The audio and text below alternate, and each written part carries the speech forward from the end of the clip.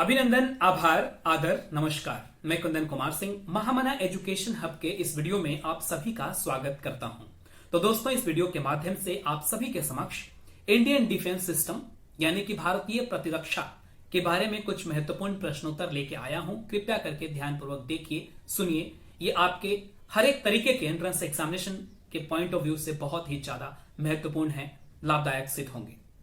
Young ladies and gentleman, वैसे भी भारतीय नागरिक होने के नाते यह हमारा कर्तव्य बनता है कि अपने देश की डिफेंस सिस्टम के बारे में हम जानें, समझें। और जैसे ही विस्तार से हम बहुत सारी चीजें जानते हैं तो हमारे मन में, हमारे शरीर में एक अलग ऊर्जा का संचार होता है। हम अपने आप में गौरव महसूस करते हैं। चलिए शुरू करते हैं। इंडियन डिफेंस सिस्टम की बात हम जैसे करते हैं, जिसे दूसरे शब्दों में इंडियन आर्म्ड फोर्सेस भी कहा जाता है।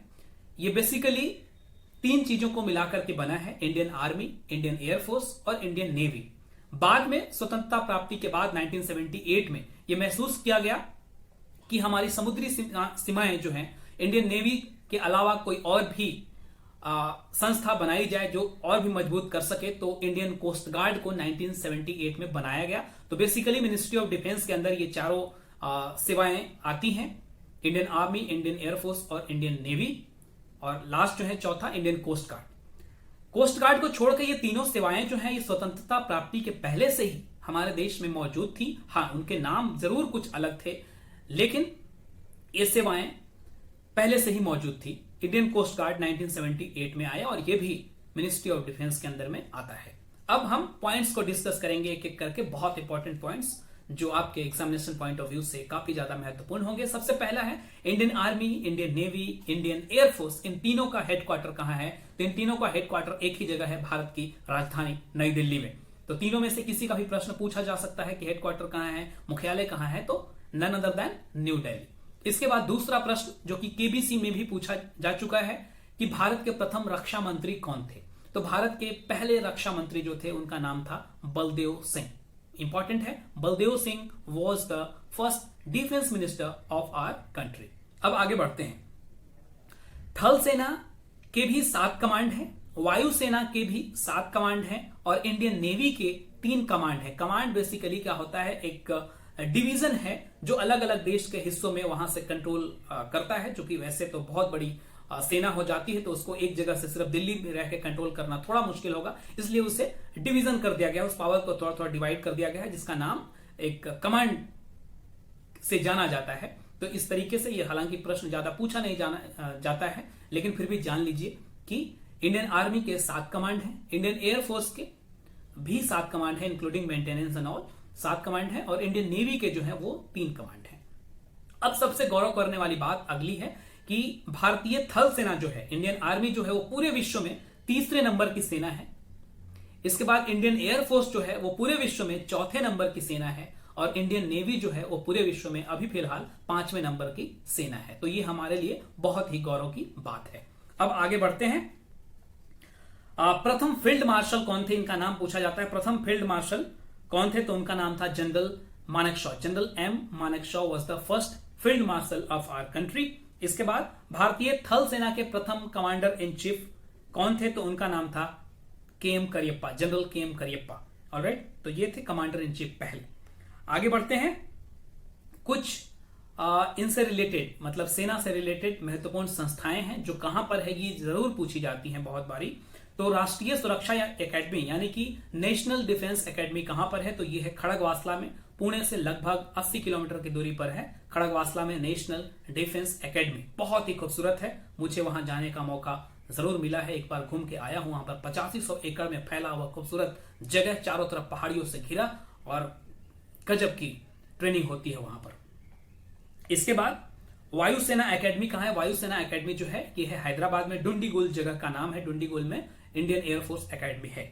इसके बाद इंडियन मिलिट्री एकेडमी कहां है? इंडियन मिलिट्री एकेडमी देहरादून में है, जहां पर भारतीय सेना के जाबाज ऑफिसर की ट्रेनिंग होती है, और वहां से एक लेफ्टिनेंट बनकर के तैयार होता है यंग 22-23-24 साल का एक भावी ऑफिसर। इसके बाद इंडियन नेवल एकेडमी कहां है? तो ये है कोचीन में, केरल।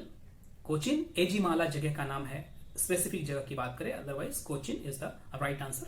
तो ये हम फटाफट दोहरा लेते हैं। Indian sorry national defence academy Khadakwasla, Indian naval academy कहाँ है, Cochin, Indian air force academy Hyderabad Dundigal, और इंडियन मिलिट्री एकेडमी कहाँ है, तो ये है देहरादून में।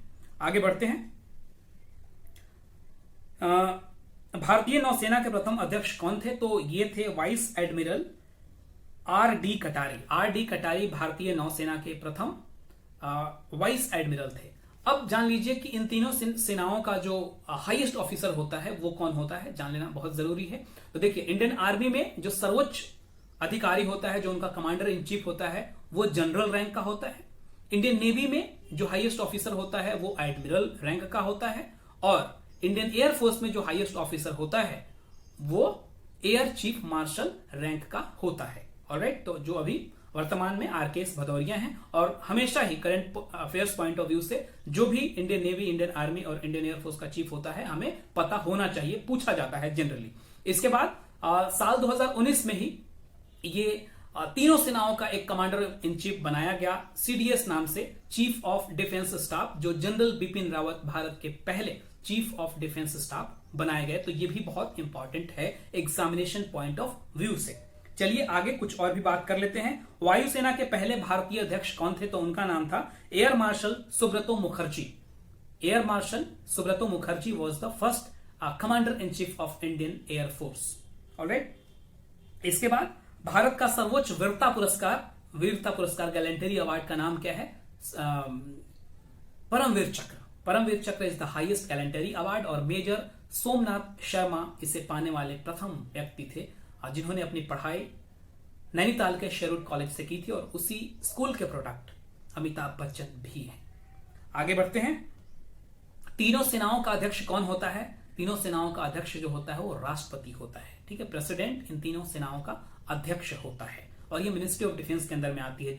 बाकी जो हमारे देश में अलग पैरामिलिट्री फोर्सेस हैं, जैसे कि सीआरपीएफ हो गया, सीआईएसएफ हो गया, एसएसबी हो गया, इन सभी के जो अध्यक्ष होते हैं वो होम मिनिस्टर होते हैं। Alright, ministry of home affairs के अंदर में वो सारी सेना पैरामिलिट्री वगैरह आती हैं, लेकिन ये जो मिनिस्ट्री ऑफ डिफेंस है इनका अध्यक्ष राष्ट्रपति होता है। बहुत इंपॉर्टेंट पॉइंट है, जानना जरूरी है हमारे लिए। आगे बढ़ते हैं। तो थल सेना दिवस जो है वो 15 जनवरी को मनाया जाता है। वायुसेना दिवस जो है वो 8 अक्टूबर को मनाया जाता है, और नौसेना जो है, इंडियन नेवी डे जो है वो 4 दिसंबर को मनाया जाता है। याद रख लीजिएगा, 15 जनवरी थल सेना दिवस, 8 अक्टूबर क्या इंडियन एयरफोर्स डे, और 4 दिसंबर इज इंडियन नेवी डे। ठीक है, आगे बढ़ते हैं।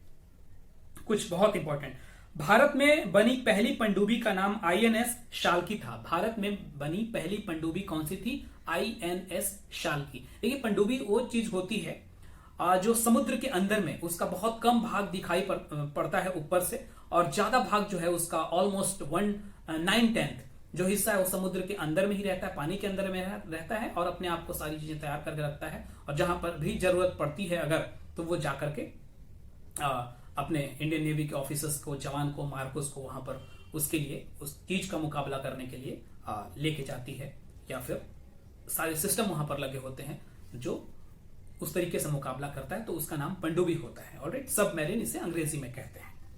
आगे बढ़ते हैं। स्वदेशी डिजाइन एवं स्वदेश में निर्मित प्रथम प्रक्षेपास्त्र 1988 में पृथ्वी था।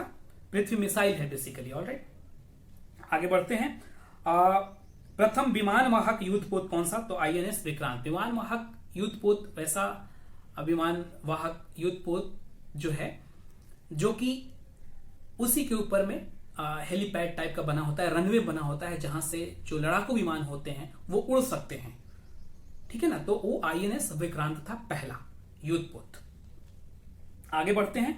भारतीय वायुसेना का पहला नाम रॉयल इंडियन एयरफोर्स था, और इंडियन नेवी का पहला नाम जो है वो रॉयल इंडिया मेरीन था। तो ये सारे के सारे इंपॉर्टेंट पॉइंट जो हमने आपको बताया, जरूर याद रखिएगा और मैक्सिमम लोगों तक शेयर कीजिएगा। उम्मीद है ये वीडियो आपको काफी ज्यादा पसंद आया होगा। कृपया करके इसे लाइक करें। अगर इस चैनल को अभी तक आपने सब्सक्राइब नहीं किया है तो जरूर सब्सक्राइब कर लें। बहुत बहुत धन्यवाद। All the best for your bright future young ladies and gentleman. नमस्कार।